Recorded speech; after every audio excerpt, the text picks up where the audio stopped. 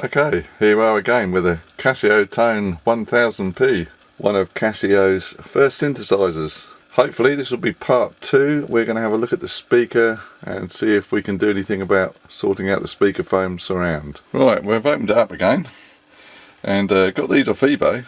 There's two here, foam surrounds, really cheap, $4.99, and if we have a look, just place it gently on there, they look about perfect size.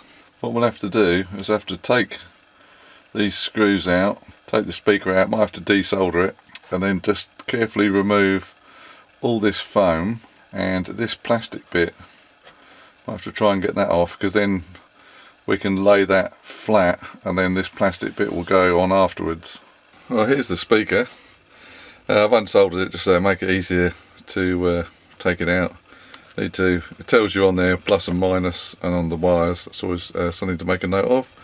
I've cleaned this all out, put some isopropanol just to clean it up. This is the new surround. It actually fits. If I just drop it in there sort of very carefully, that fits really well. After watching various videos, what you need to do first is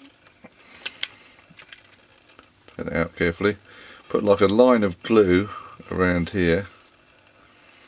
I haven't taken this old one off because it's underneath, it's not on top.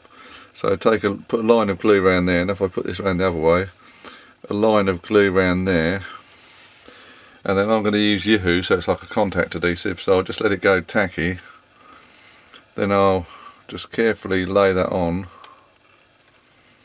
and then I'll just carefully put that so it sticks.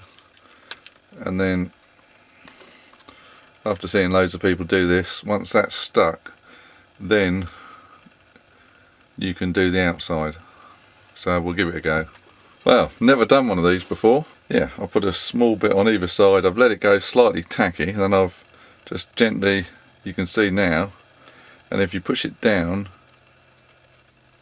you don't hear any, pretty much, you don't hear any scraping, because obviously you don't want any scraping. It's not so critical. This is only like a small speaker. If you were doing like a studio monitor or a hi-fi speaker, I'm only using Yoo-hoo for this because it's only like a small keyboard speaker. Obviously you want to get the proper glue. People have recommended to use this, but yeah, if you're doing something a bit more, worth a bit more money, you might want to do it. But yeah, this is that's pretty much feeling alright. So what I'm going to do next then, because this is pretty much stuck to be honest, I'm going to just carefully lift up under here, and we'll put a bead underneath there, and then we'll do the same here underneath here, and then just let it go tacky, and then push them down, and just make sure it's in the middle, so when you, like say here, there's no, that's about right, there's no noise. So once that's done, I cleaned up this bit, which is the bit that goes there. So once that's done, we can probably glue that on as well, like that. And then once all that's stuck, we can resolder the wires. Might leave it overnight, might come back tomorrow, make sure it's all dry or later on, and then we'll just power it on gently just to see what happens. Right, okay, let's get some more glue on. Let's do these surround bits, and we'll see how we go. Right, there we go. So I've soldered it back on, put the screws back in. It's not looking too bad. It's looking pretty good. And I've just, if you gently, can't feel any scrape or anything. What we're going to do is just let that dry for a bit, and then in a little while we'll just give it a very gentle test and see how it comes out. It's been a couple of hours, so we just let the glue dry. I found this under the underneath the grill on the speaker here. I thought I'll put it back, but then I noticed it's doing the same as what was on the actual speaker itself. It's all falling apart and disintegrated. I suppose you could cut a piece of foam to go under here if you wanted to, but it's not really worth it, I don't think. Right, okay, what we'll do is we'll put it on, and just put the volume low, and organ, Turn it up a bit.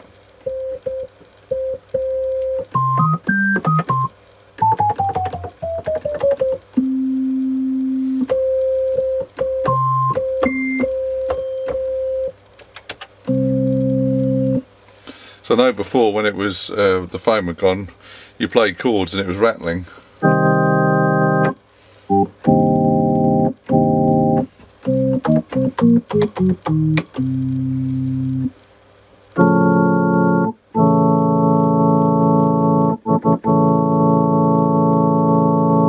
It sounds pretty good. Okay, well I've zoomed in a bit on the speaker. It's looking good. If we play a low note, I'll turn it up a bit more.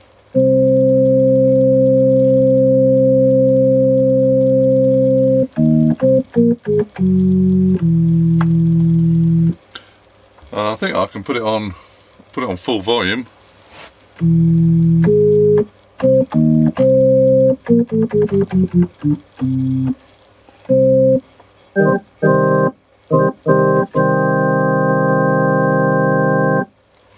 I think it's perfect.